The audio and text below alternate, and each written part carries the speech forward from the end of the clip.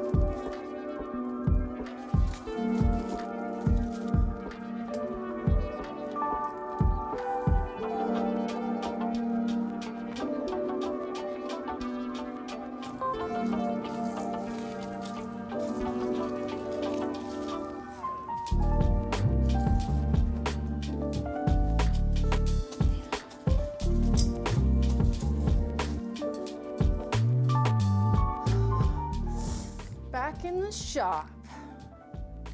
For some reason, I thought this had a center stand. Why don't it? This is crazy. I'm like looking at this for the first time since I've been working on bikes. I want everyone to just stay calm. Stay calm. It's fine. Yes, it has obviously been the victim of a fire.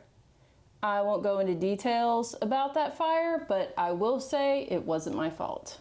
So I had replaced all the wiring on this thing.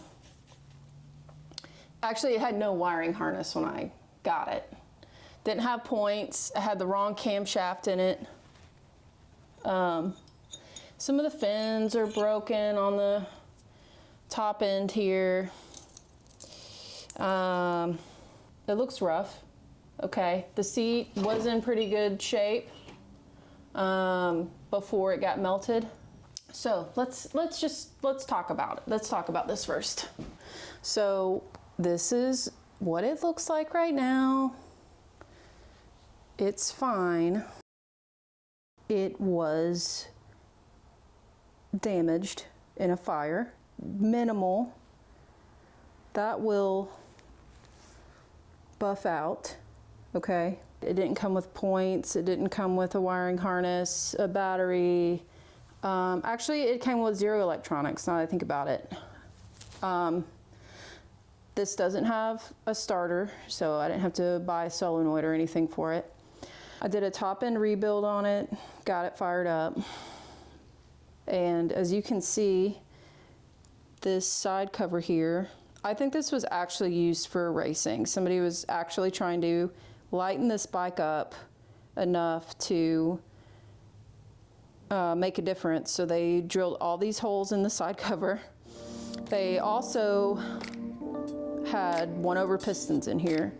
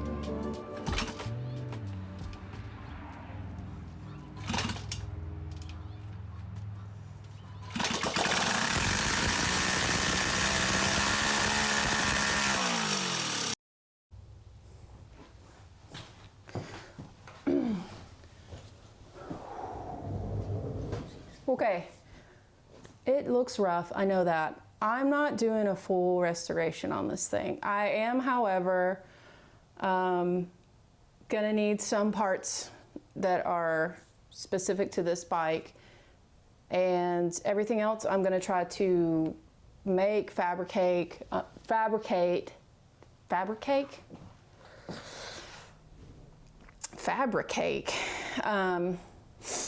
I'm going to knock the rust off of stuff that's rusty, but I'm not going to be trying to polish this thing back up to brand new. I do have pipes for it. I have a bin full of parts I'm going to be going through. Now that I know a lot more about bikes, I can actually use some of the stuff that wasn't meant for this bike if I can modify it correctly. But I'm going to try to buy nothing brand new unless I absolutely have to. I'm going to modify what I can. There are going to be some things, and like the